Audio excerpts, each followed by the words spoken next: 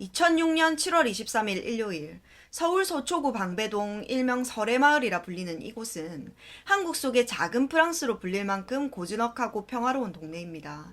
그런데 이 조용한 부촌의 한 고급 빌라에서 전 세계를 발칵 뒤집어 놓은 끔찍한 발견이 이루어집니다. 과연 그 집 냉동고에서는 무슨 일이 있었던 걸까요?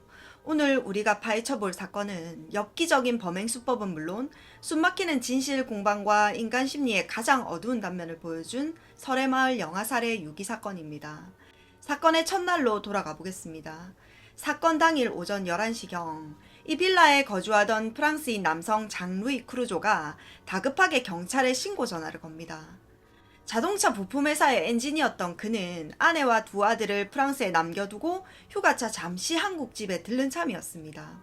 우편물을 확인하러 다용도실 베란다로 나간 장루이는 냉동고 문을 열었다가 기이한 것을 발견합니다. 고등어 자반 옆에 테이프로 꽁꽁 밀봉된 정체불명의 비닐봉지가 2개 있었습니다. 무심코 봉지를 열어본 그는 경악을 금치 못했어요.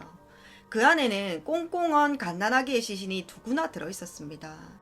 경찰의 출동에 확인한 결과 두 영아는 모두 탯줄도 제대로 잘리지 않은 갓 태어난 상태였습니다. 심지어 한 아이는 탯줄이 목에 감겨 있었다고 합니다. 외부 침입의 흔적은 전혀 없었어요. 초기 수사는 난항을 겪었습니다. 부유한 외국인 가정집 냉동고에서 발견된 영아 시신. 가장 먼저 의심을 받은 것은 집을 드나들던 필리핀 출신의 가사도우미와 그녀의 주변 인물들이었습니다. 하지만 수사 결과 이들은 사건과 무관하다는 것이 밝혀집니다. 그렇다면 도대체 누가 왜 이런 끔찍한 짓을 저지른 걸까요? 경찰은 시신에서 채취한 DNA를 국과수에 감식을 의뢰합니다. 그리고 며칠 뒤 상상조차 못했던 충격적인 결과가 나오게 됩니다. 국과수의 DNA 분석 결과 냉동고에서 발견된 두 아기의 부모가 놀랍게도 신고자인 남편 장루이 크루조 본인으로 밝혀진 겁니다. 게다가 집안 화장실에서 수거한 아내 베로니크 크루조의 빗, 그리고 기이개, 칫솔 등에서 채취한 DNA 역시 아기들의 친모 유전자와 일치했습니다. 집주인 부부가 바로 아기들의 친부모였던 거죠. 경찰은 즉각 프랑스에 체류 중이던 부부에게 소환을 통보합니다. 하지만 이들은 완강히 부인했어요. 오히려 2006년 8월 프랑스 현지에서 대대적인 기자회견을 합니다. 기자들 앞에 선 남편 장루이는 분노에 찬 목소리로 말합니다. 우리는 아기를 낳지도 죽이지도 않았습니다. 누군가 우리 집 화장실에서 우리의 체액과 머리카락을 훔쳐 조작한 것입니다. 그리고 그들은 한국 경찰의 DNA 검사 결과를 조작이라면서 맹비난했습니다. 자국민을 보호하려는 프랑스 여론도 들끓었는데요. 당시 프랑스 언론은 한국과 같은 아시아의 후진한 국가의 과학수사 수준을 어떻게 믿느냐라면서 한국의 수사력을 노골적으로 폄하하고 조롱하기까지 했습니다. 범죄인 인도조약에 따라 한국 경찰이 부부의 송환을 요구했지만 프랑스는 자국민을 타국으로 인도하지 않는다는 원칙을 내세워 거부합니다. 집안에서 발견된 머리카락이나 침 정도로는 부부를 완벽히 옭아맬 수는 없었던 상황이었어요. 사건이 영구 미제로 남을 위기에 처한 거죠. 대한민국 경찰에게는 조작 가능성이 0%인 변명의 여지가 없는 완벽하고 압도적인 증거가 필요했습니다. 수사팀은 크루조 부부의 한국 생활 전체를 샅샅이 뒤지기 시작합니다. 그러던 중 주변 탐문 과정에서 한 이웃으로부터 결정적인 첩보를 입수하게 돼요. 베로니크가 예전에 자궁 적출 수술을 받은 적이 있어요.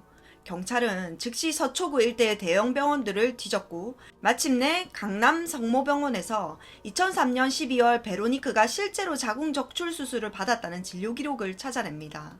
여기서 사건의 소름 돋는 퍼즐 조각들이 맞춰지기 시작합니다. 의사의 소견에 따르면 베로니크가 병원에 왔을 당시 그녀의 자궁은 몹시 부패해 복막염으로 번져 있었습니다. 원인은 놀랍게도 몸속에 남아있던 태반이었다고 전해집니다. 전문가들은 이렇게 분석했습니다. 베로니크가 병원 밖에서 홀로 아이를 출산을 했고 탯줄을 불규칙하게 자른 뒤 후처리를 제대로 하지 못해 태반이 자궁 안에서 썩어 들어갔다는 겁니다. 실제로 냉동고 영아들의 시신에서도 병원용 탯줄 집게 자국이 없었다고 합니다. 생명이 위독해지자 결국 남편의 동의하에 자궁을 완전히 적출해야만 했죠. 자궁을 적출했다는 것은 베로니크가 2003년 12월 이후로는 절대 아이를 가질 수 없음을 의미했습니다.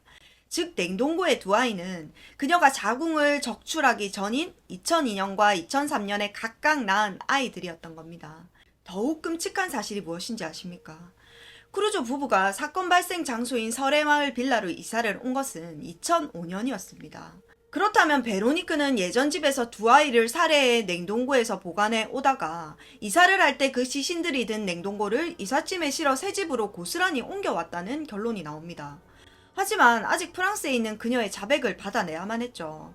경찰은 병원에 베로니크의 조직세포 표본, 즉 자궁 조직 샘플이 보관되어 있다는 사실을 확인하고 이를 압수해 국가수에 넘깁니다. 머리카락이나 침방울과는 차원이 다른 산모의 몸에서 떼어낸 장기 조직이었습니다. 이것을 조작했다고 우길 수는 없었죠. 결과는 의심의 여지가 없는 완벽한 일치였습니다. 이 자궁 조직의 주인이 영아들의 침모라는 과학적 결론이 내려진 거죠. 한국 경찰은 이 빼도 막도 못하는 교차 검증 데이터를 수사 기록으로 묶어 프랑스 사법 당국에 넘겼습니다. 우리의 결과는 완벽하다. 더 이상 변명하지 말고 직접 분석해 보라는 최후 통첩이었습니다. 결국 프랑스 수사 당국이 직접 나섭니다. 한국 수사팀이 프랑스로 날아가 그들이 보는 앞에서 프랑스 연구진에게 증거물을 인계했고 프랑스 측은 한 달에 걸쳐 독자적인 DNA 검사를 진행합니다. 그 결과는 어땠을까요? 한국 국가수의 분석 결과와 100% 일치한다. 프랑스 당국은 한국의 과학수사 결과가 한치의 오차도 없음을 공식적으로 인정해야만 했어요. 한국의 과학수사를 조롱하던 프랑스 언론들은 일제히 침묵했고 이는 대한민국 과학수사의 우수성이 전 세계에 증명된 기념비적인 순간이기도 했습니다. 결정적인 증거 앞에 부부는 체포되었습니다. 그리고 아내 베로니크의 충격적인 자백이 이어집니다. 한국 냉동고에 있던 두 아이는 남편 모르게 내가 낳고 살해한 것이 맞습니다. 그런데 충격은 여기서 끝이 아니었습니다. 그녀는 한국에 오기 전인 1999년 프랑스에 살 때도 이미 아이 한 명을 낳고 살해해 벽난로에 유기했다는 사실을 추가로 털어놓습니다. 무려 3명의 영아를 끔찍하게 살해한 것입니다. 여기서 가장 큰 의문이 생깁니다. 상식적으로 생각을 해보죠. 부부가 한 침대를 쓰고 매일 얼굴을 맞대고 사는데 무려 3번의 임신과 출산을 남편이 전혀 모를 수 있을까요?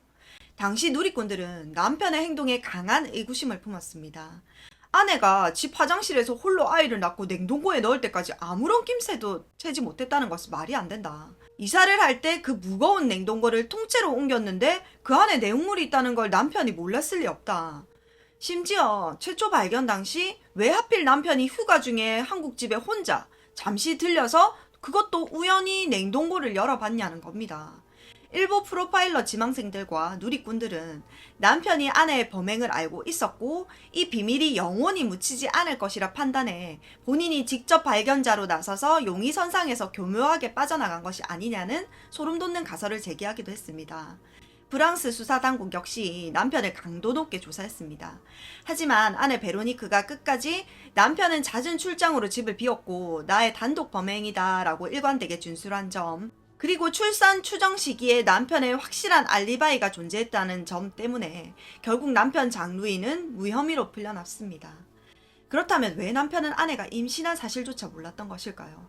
그 이유는 바로 베로니크가 앓고 있던 희귀한 정신질환 때문이었습니다. 임신 거부증, 자신이 임신했다는 사실을 무의식적으로 강하게 부정하는 증상이라고 합니다. 이 증상을 겪는 산모는 뇌에서 임신 사실을 거부하기 때문에 놀랍게도 신체적인 변화가 거의 일어나지 않는다고 합니다.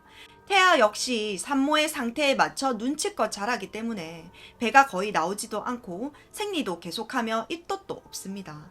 베로니크는 임신 사실 자체를 뇌에서 철저하게 부정했습니다. 출산 직전까지도 몸무게의 변화가 거의 없었고 본래 통통한 체격 때문에 주변 사람들은 물론 남편조차 그저 살이 조금 더 쪘나 보다 라고 생각했을 뿐 임신을 의심조차 하지 못했던 겁니다. 출산 역시 남편이 출장을 간 사이 화장실에서 홀로 이루어졌습니다. 그녀에게 아이는 축복이 아니라 자신의 삶을 위협하는 종양이나 다름없는 끔찍한 공포였습니다. 아이가 태어나는 순간 그녀는 이성을 잃고 아이를 살해한 뒤 냉동고에 숨긴 것입니다. 자궁 적출 수술의 원인이 된 태반 잔류조차도 그녀 스스로는 그것이 출산의 결과라는 것을 인지하지 못했을 가능성이 큽니다. 남편 역시 아내의 잦은 복통 정도로만 여겼고 아내가 임신했다는 사실은 꿈에도 몰랐던 것으로 수사 결과 밝혀졌습니다.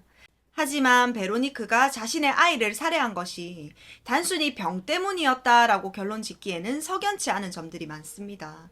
국내 프로파일러들은 베로니크의 극단적인 이중성에 주목했습니다. 그녀는 이웃들에게 매우 상냥하고 이미 낳아 기르고 있던 두 아이들에게는 지극정성인 완벽한 어머니였습니다. 프로파일러들은 그녀가 자신의 완벽한 가정을 지키기 위해 그 가정을 위협하는 새로운 생명을 무의식적으로 지워버린 것이라 분석합니다. 특히 표창원 전 교수를 비롯한 전문가들이 주목한 것은 바로 냉동고라는 장소의 상징성입니다. 보통 영아 살해범들은 시신을 멀리 내다버리거나 숨깁니다. 하지만 베로니크는 시신을 자신의 집 안, 그것도 매일 열어보는 냉동고에 보관했습니다. 전문가들은 이를 심리적 박제라고 설명합니다. 아이를 죽였지만 차마 완전히 떠나보내지는 못하는, 혹은 아이를 생명이 아닌 언제든 꺼내볼 수 있는, 또 얼려버릴 수 있는 물건으로 취급한 비인간적인 소유욕이 결합된 결과라는 것이죠. 또한 한국의 범죄 심리 전문가들은 베로니크가 한국이라는 낯선 환경에서 느꼈을 고립감이 임신 거부증을 악화시켰을 가능성을 제기하기도 했습니다. 말이 통하지 않는 타국에서 남편은 잦은 출장으로 집을 비웠고 그녀는 오로지 완벽한 아내와 엄마라는 가면을 유지하는 데 모든 에너지를 쏟아부어야 했다는 겁니다. 그 압박감이 결국 괴물을 만들어낸 것일지도 모릅니다. 범행의 모든 전말이 밝혀졌지만 대한민국 국민들은 또 다른 거대한 분노에 직면해야만 했습니다. 범행이 일어난 곳은 명백히 대한민국의 영토인 설해마을이었습니다. 당연히 대한민국 법정에 세워 죗값을 치르게 해야 맞겠죠. 우리 경찰은 범죄인 인도 조약에 따라 프랑스 정부의 크루조 부부의 송환을 강력히 요구했습니다. 하지만 프랑스 정부의 대답은 단호한 거절이었습니다. 바로 자국민 불인도 원칙 때문이었습니다.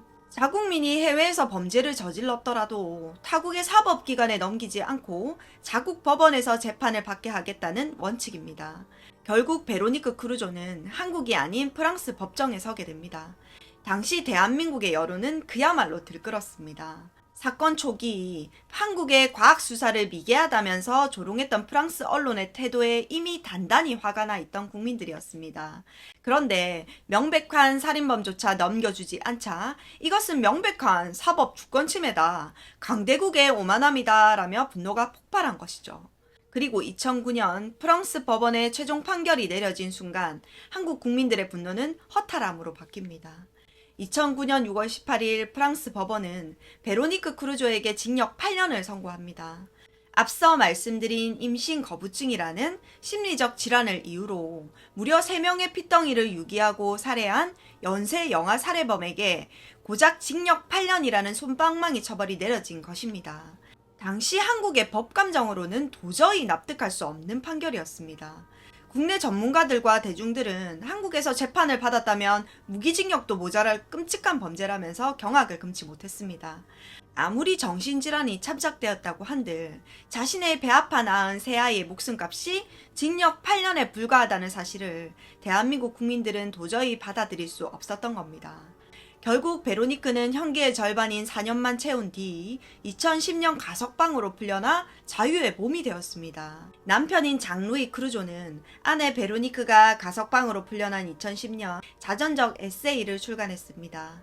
장루이는 이 책을 출간한 이유가 아내는 피도 눈물도 없는 잔혹한 연쇄살인마가 아니라 임신 거부증이라는 무서운 정신질환의 희생자임을 세상에 알리고 싶어 했습니다.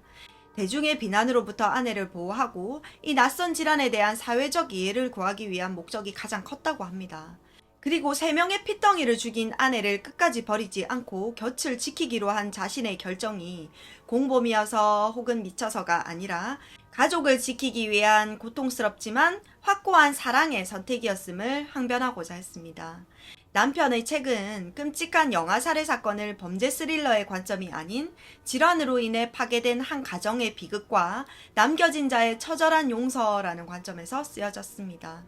출간 당시 프랑스 내에서도 아내를 향한 위대한 순애보라는 동정 여론과 끔찍한 영아 살인을 정신병으로 교묘하게 포장하고 합리화하는 변명문이라는 거센 비판이 팽팽하게 엇갈리며 큰 화제가 되기도 했습니다.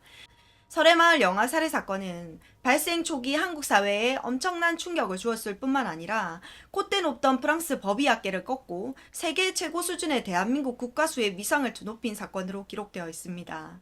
철저한 과학 수사와 발로 뛴 형사들의 노력이 만들어낸 눈부신 승리라고 할 수 있죠. 거짓말은 국경을 넘어 도망칠 수 있어도 진실을 품은 과학의 흔적은 결코 지워지지 않는다는 것을 이 사건은 생생히 증명하고 있습니다. 하지만 동시에 우리에게 임신 거부증이라는 낯설고도 치명적인 심리적 질환을 처음으로 널리 알린 비극이기도 합니다. 인간의 무의식이 만들어낸 끔찍한 착각이 얼마나 잔혹한 결과를 낳을 수 있는지 보여주는 씁쓸한 단면이죠. 그 차가운 냉동고 속에서 빛을 보지도 못하고 쓰러져간 어린 생명들의 명복을 빕니다. 오늘의 이야기는 여기까지입니다. 사건에 대한 여러분의 생각은 어떠신가요? 댓글로 자유롭게 의견 남겨주세요. 끝까지 시청해주셔서 감사합니다.